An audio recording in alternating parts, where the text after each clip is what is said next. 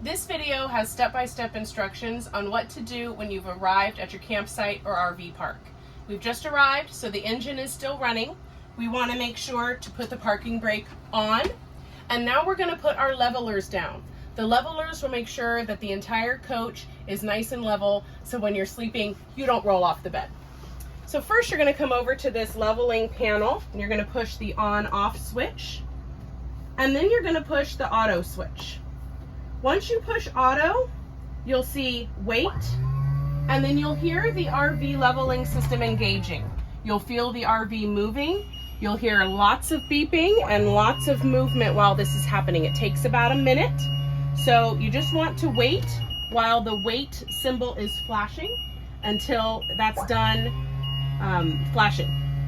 You will continue to hear the beeping while the car is running.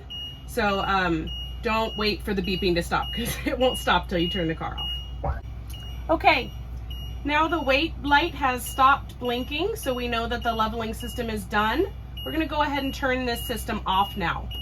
Turning the system off just lets us know we're no longer needing to engage the levelers. Everything's down and we're ready to move on.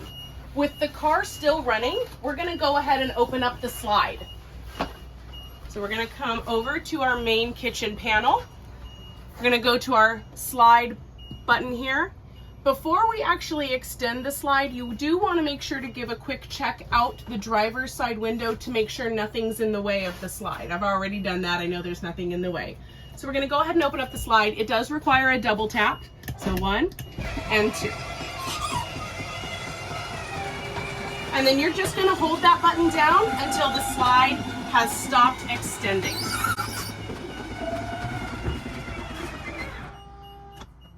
Now that we're at the campsite and we're ready for bed, we've turned the engine off and we're ready to put that nightshade down and lower our automatic loft bed. First thing we're going to do is put our nightshade down and put in our privacy panels in the corner. We typically store the privacy panels up here in one of our storage baskets. And they just snap on with simple button snaps.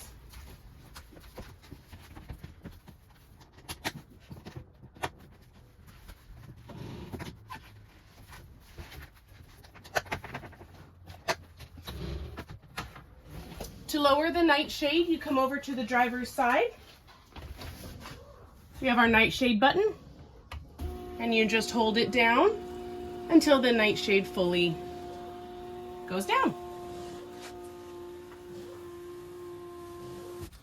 I like to tuck these corner panels behind this shade to really keep the sunlight out.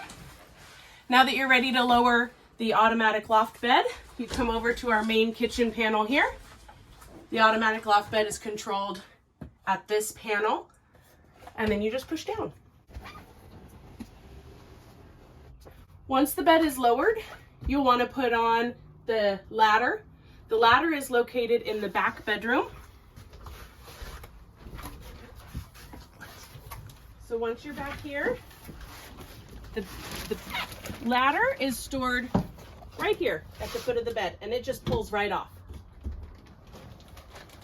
Now let's plug everything in so that we can use the restroom and water as necessary, dishes, etc., and have electricity. That's the best part.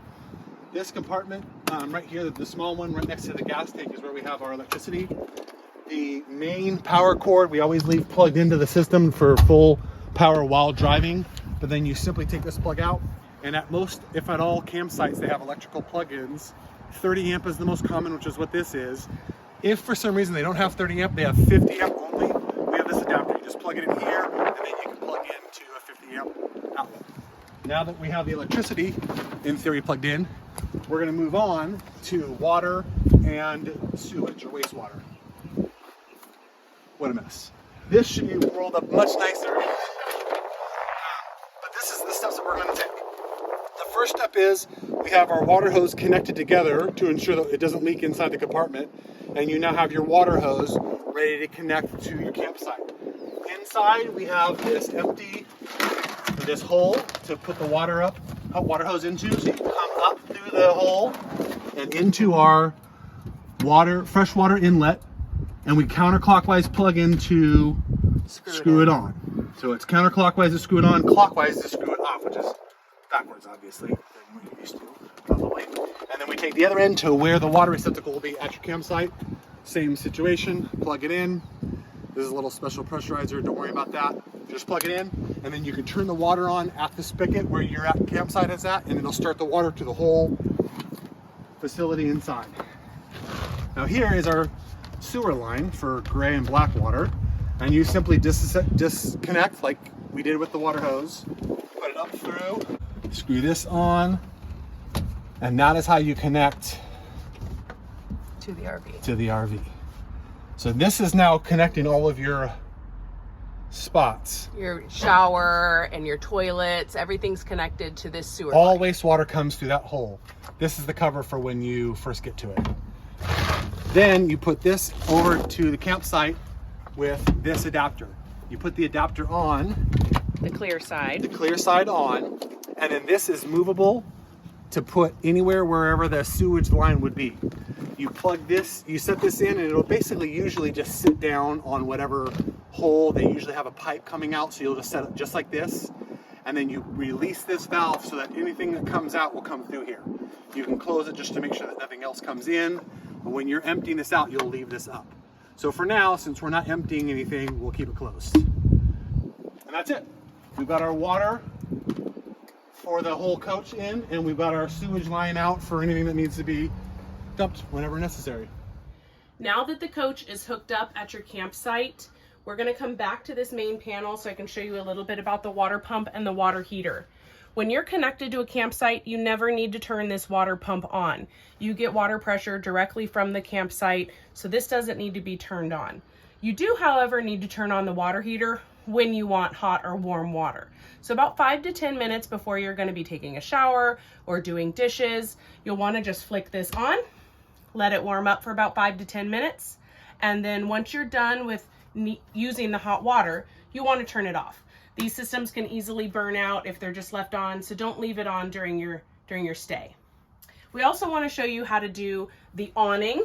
It's a bit of a windy day out here in Elk Grove, so we're not actually going to extend the awning. I just wanted to show you where it is. The awning is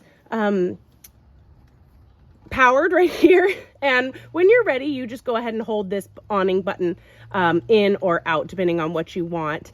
And then there's also a separate button for the LED lights on or off.